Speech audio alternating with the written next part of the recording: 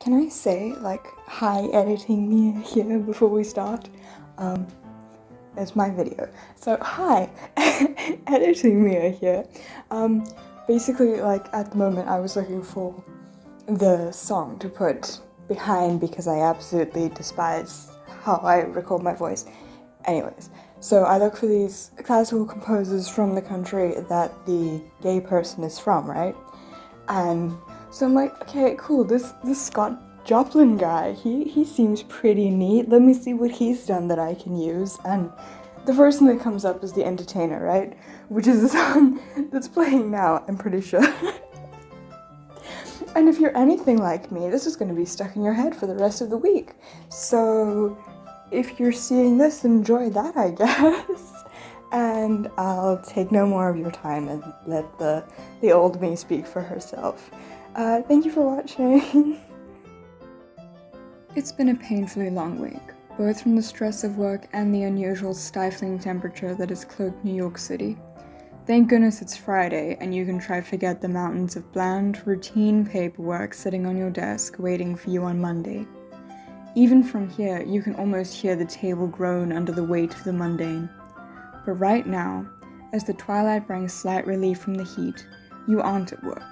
You're sitting in your favorite seat of your favorite mafia-owned gay bar, the Stonewall Inn, holding on the same beer you've been nursing for nearly an hour. Unbeknownst to you, the lives of gay people throughout the city are about to change forever. In 5, 4, 3, 2, 1. A drag queen steps into the inn and the atmosphere changes. Apprehension, confusion, shock, awe, all battle for a dominant hold on the patrons. Drag queens aren't allowed here. Does she know? Should you tell her? You can't. Before you've made up your mind, she's beside you, ordering a drink you don't quite catch the name of. She turns, her headdress of flowers wobbling uncertainly. But there is nothing uncertain about her smile.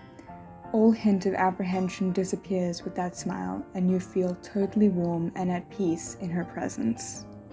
Honestly, that was kind of a fun little introduction to make up, and I'm kind of enjoying the historical fiction start to this series.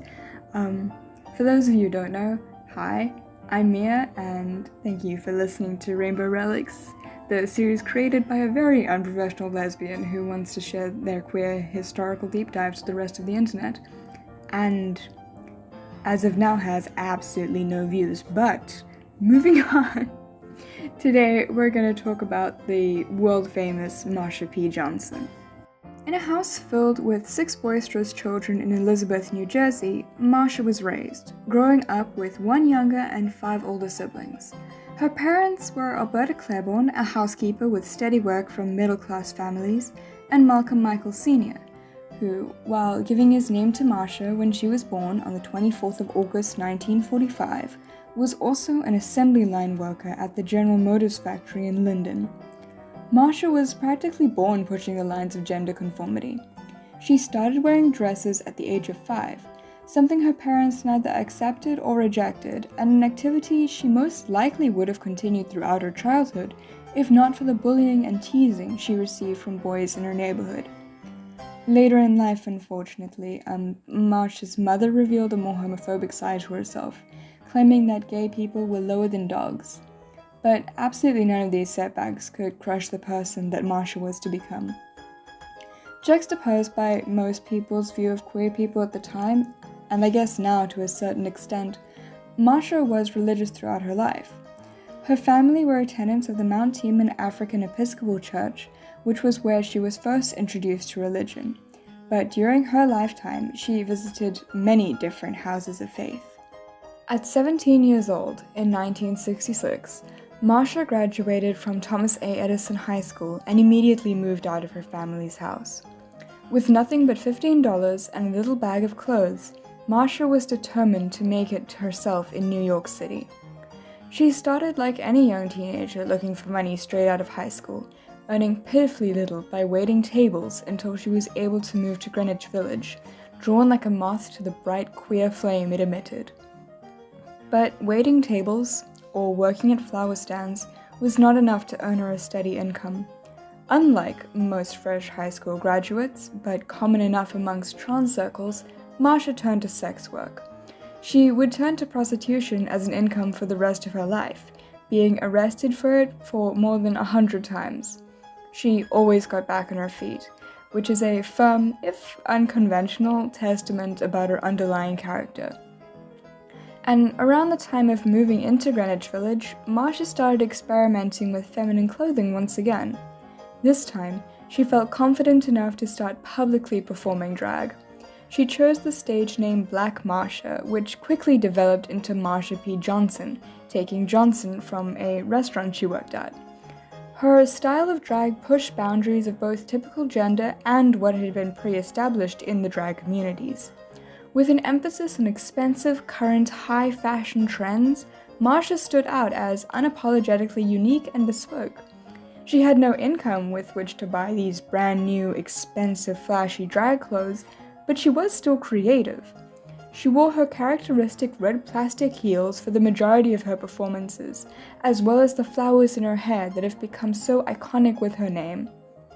She built her own costumes and thrifted dresses. This was also like the time where people would begin to stop and ask her about her gender, her sexuality, her identity. She would turn with them with a smile and reply with something along the lines of, "Honey, you just pay it no mind," which is, of course, what the P in the middle of her name stood for. Pay it no mind. In the 1960s and 1970s, when Marsha was most active, the word transgender was not one in circulation.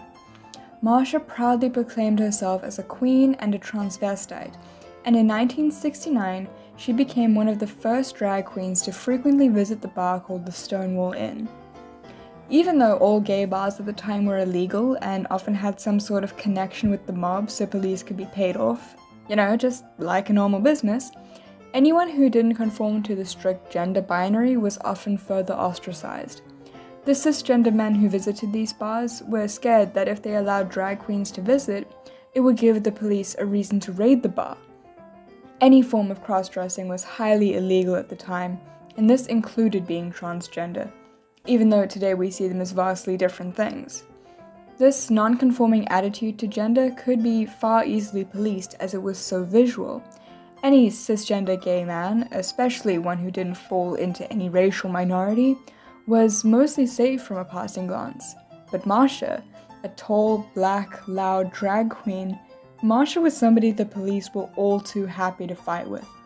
This initial hostility didn't stop Marsha from visiting the Stonewall Inn, and soon she became just another regular. While everyone who remembers Marsha remembers her involvement with the Stonewall riots, there is much misinformation about what she actually did. Before researching this, for example, I mistakenly believed that she was part of the crowd who instigated the riots, maybe even threw the near-legendary first brick. But history, and Marsha herself, tell a little bit of a different story. On the 28th of June, 1969, Marsha P. Johnson hadn't yet seen her 24th birthday. But in a few days, she was about to be a part of one of the biggest, most influential events of queer history. Since the Stonewall Inn, like all gay bars at the time, was an unlicensed establishment, police were quick to get a warrant to search it. Perhaps this was due to the livelier personality Marsha and the other drag queens brought to the bar, or it could just have easily have been a few police officers getting bored. No matter the cause, the outcome was the same. 13 of the bar's guests were violently hurled out onto the street. Police raids were far from uncommon, but here a switch flipped. No more would the LGBT community take their punishment quietly. At this time also, the demographic of the Stonewall Inn had shifted, and the crowd the police were brutalizing were mostly made up of drag queens and gay men of color. The intersectionality of racism, transphobia, and homophobia may have been exactly the right concoction to signal a pushback. At its height, the Stonewall riots amassed more than 200 people, with the first 2 nights being the most high-action evenings and the whole protest lasting for 6 days. Like I said, while many credit Marsha as being one of the instigators, she says she didn't arrive until the riots were well underway. But she wasn't a passive spectator either, far from it. Once she became involved in the riots, it was said she was part of the vanguard directly attacking the police.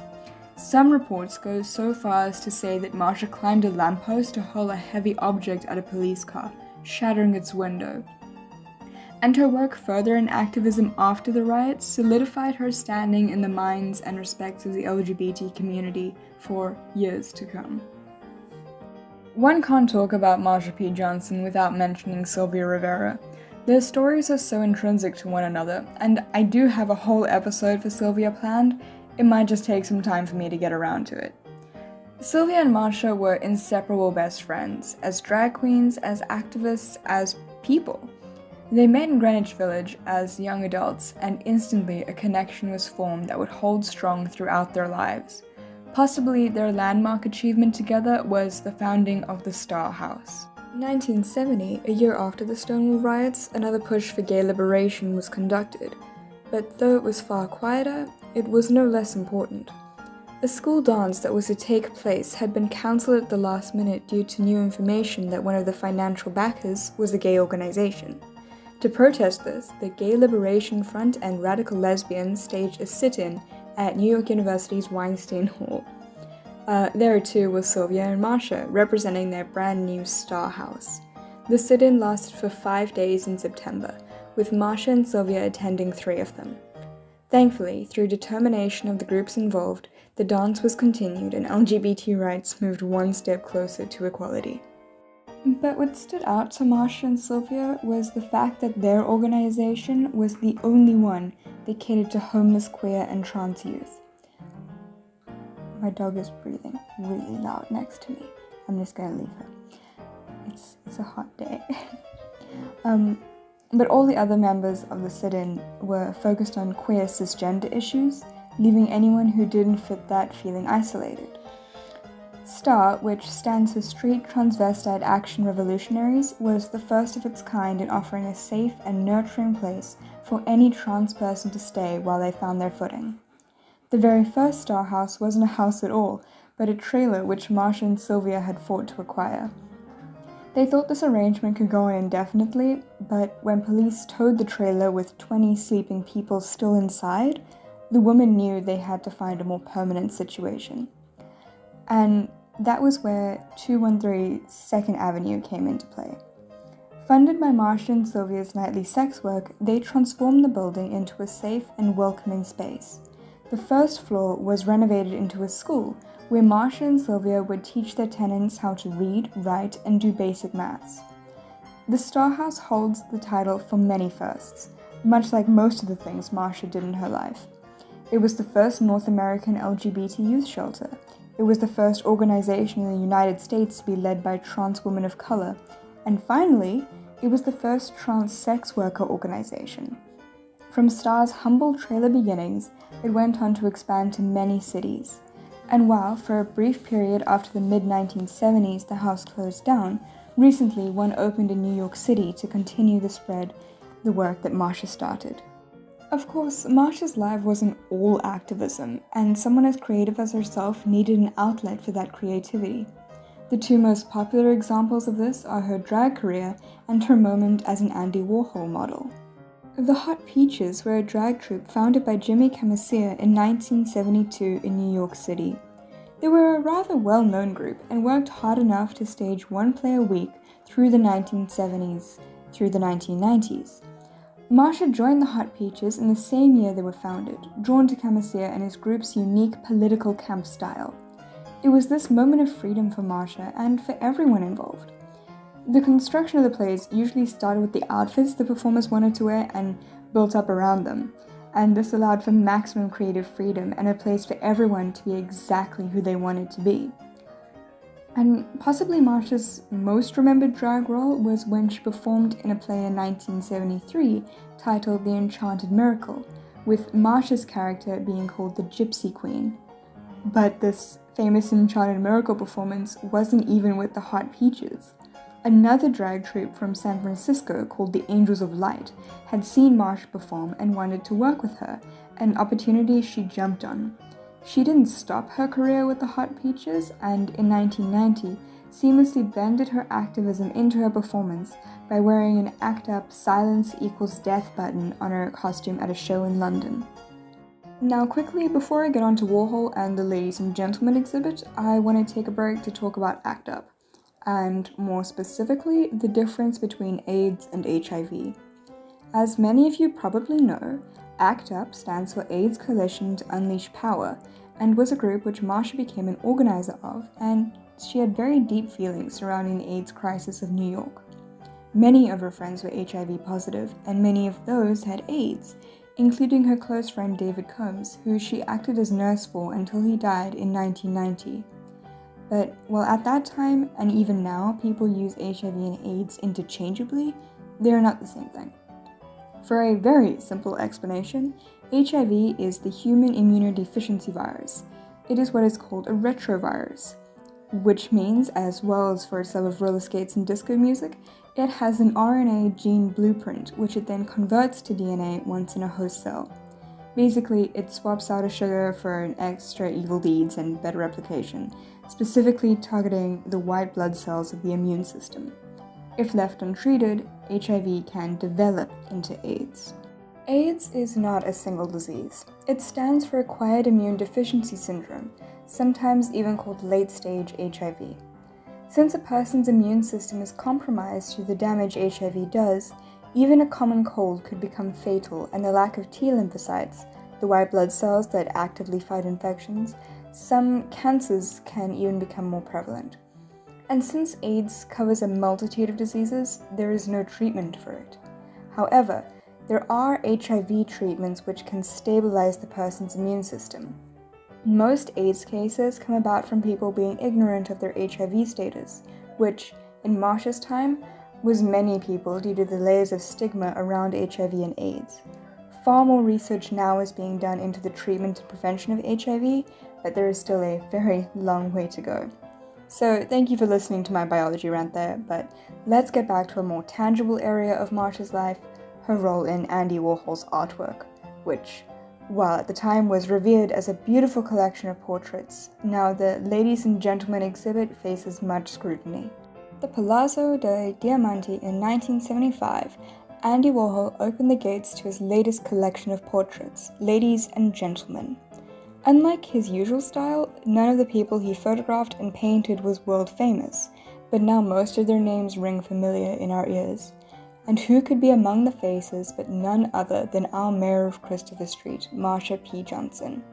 Along with her in the 105 portraits were 13 other drag queens and trans women, all people of color, all lower class, all living in downtown Manhattan.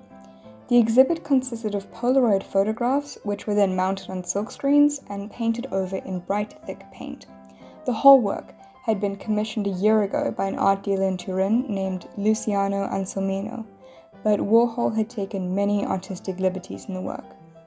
In the end, the entire Ladies and Gentlemen show consisted of 268 paintings, 65 drawings, and 10 prints of the sitters he called his friends.